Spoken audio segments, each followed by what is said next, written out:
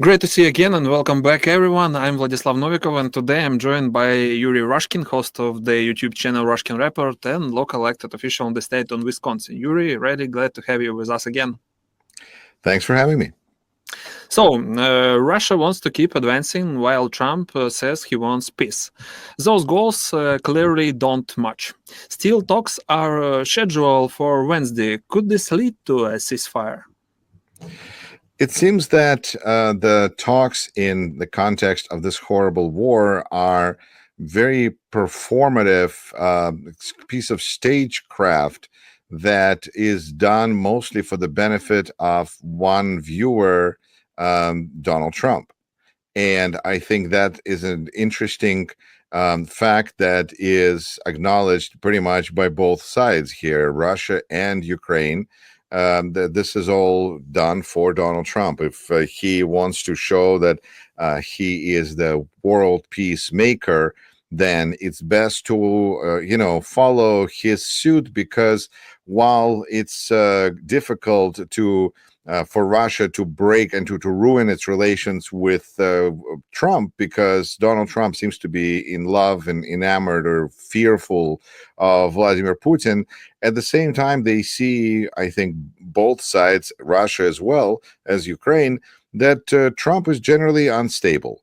And if there is a desire to show that Russia is following the rules, it makes sense for Trump. It makes sense on the kind of a worldwide picture of events, because look, for anybody who is asking, yes, here's Russia being present at negotiations, but it's not planning on ending the war other than by capturing Ukraine or by having Ukraine agree to whatever its terms may be so that it could violate them a second later.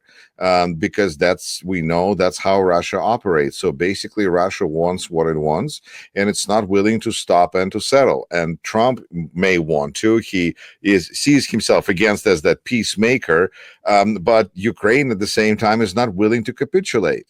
So you have these two parties that are really not interested in peace on the terms, and they're not ready to sit down at the negotiation table for different reasons, and it's being done clearly so that they could say to Donald Trump, look, we're trying.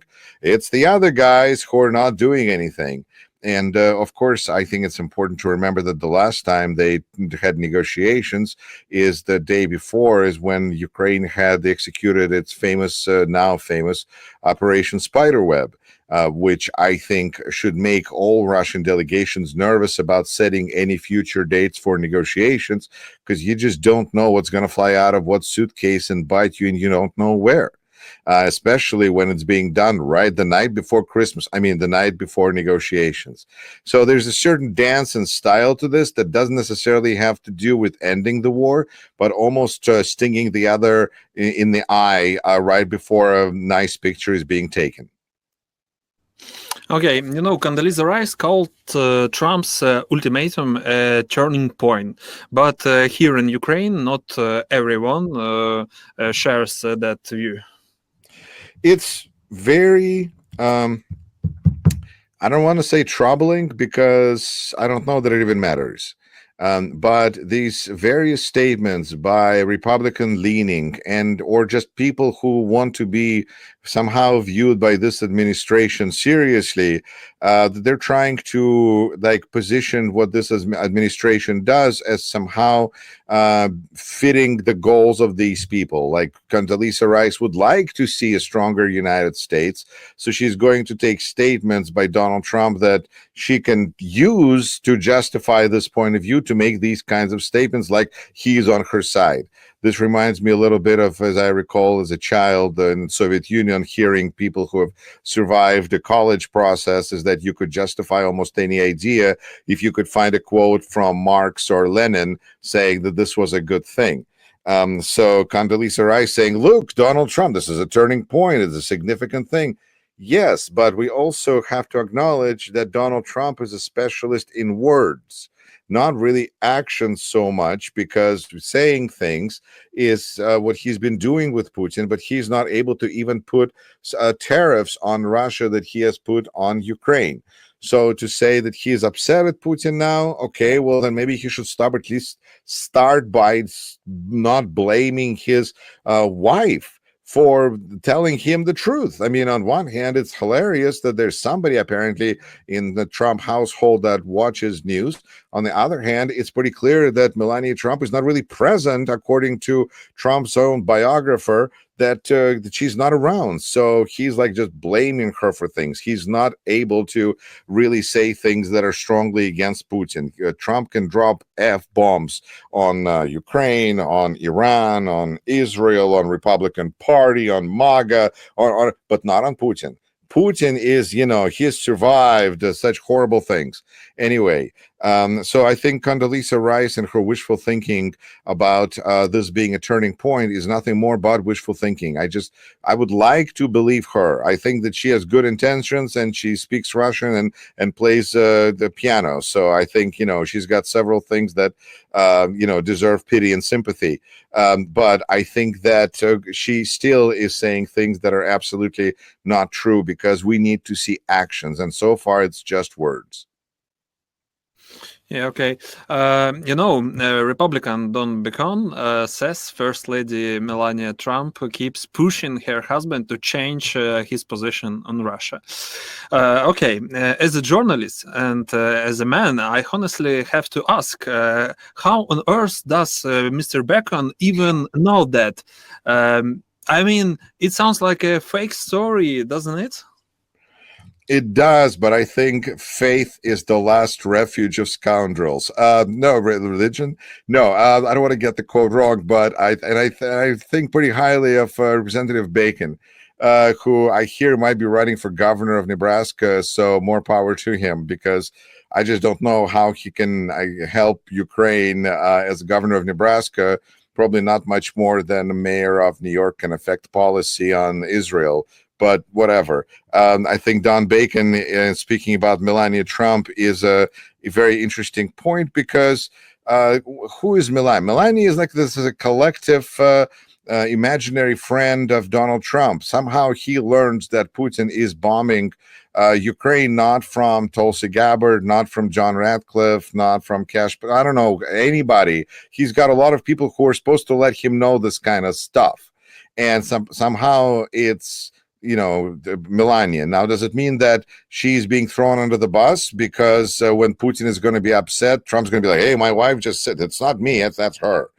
She said I have to go home, guys. I'm totally fine with everything.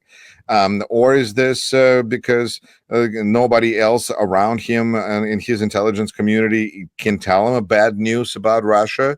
Oh, yes, Mr. Trump, exactly like you said. Oh, Putin's listening to you. All is quiet in Ukraine. Who knows, but it sends a whole bunch of bad messages, especially, like I said, when it seems pretty clear that actual Melania is nowhere to be found. So this seems like a very magical character that is being used to justify different things, in which case, yes, why not pray to the holy Melania, maybe buy a candle somewhere, maybe, and just whenever there's certain rules in this Trump world. So whenever there's anything bad, that's not Trump's fault. When there's anything good happening, that's the Trump's credit. And when we need to ask for some higher power intervention, somebody should do something, we can just say, won't Melania listen to us? Okay, and one more interesting news. Senator Graham saying Putin U-turn is coming. Trump's tired of this game and he is ready to kick your ass. Okay, do you think Putin has actually scared by that?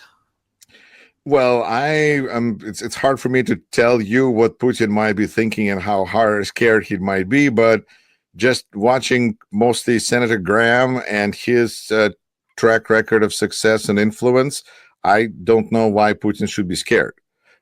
Because Senator Graham is showing himself to be really mostly interested in surviving in this new MAGA world, where he's trying to be close to president and not get swept away, and to show himself as this magical, mystical hawk. He should probably say, Melania would agree with me. And then probably she would. Who knows? Nobody knows.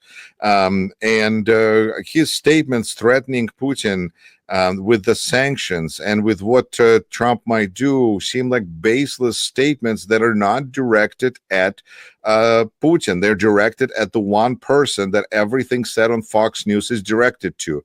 Donald Trump. Like, imagine if you're watching, this is some kind of a weird Truman Show variation where everybody's trying to get on that news channel so the president would see them. And what does Senator Graham do? He says, you know what? President Trump, he's strong like Scotty Scheffler, who is currently, the most famous golfer in the world at the moment. We know Trump cares about golf. So if this was a threat for Putin, then he probably should compare Donald Trump to some famous hockey player or some famous KGB agent. Say that, whatever.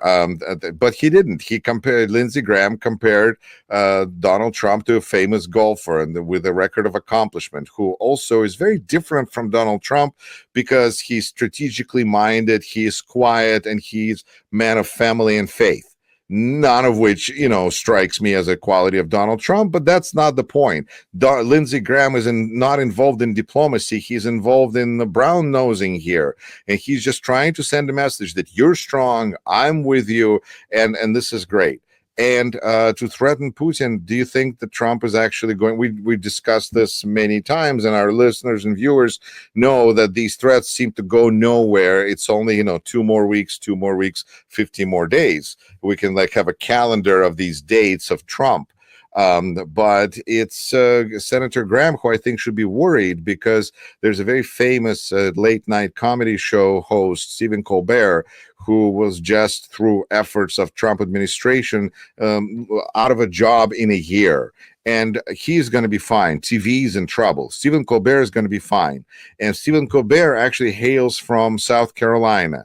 And he has a fair amount of interest in politics. And there's some, ideas that he could run for Senate against Senator Lindsey Graham. And I think he could be funnier and just much better human being than the current occupant of that seat. And it definitely make Lindsey Graham very nervous. And maybe it will pull him to the left. Maybe Lindsey Graham will say, hey, I never supported Trump. I really am a very cool dude, and I am always been for Ukraine. Then why are you voting against Ukraine when he voted against the last $60 billion package that was the aid to Ukraine? Because partisan interests are number one, and Donald Trump is above all. I mean, the actions speak for themselves. Okay, I think we have one more player. I talk about China. A meeting between Putin and Trump in Beijing this September is possible if the US president visits China, according to the Kremlin. Do you think that could actually happen?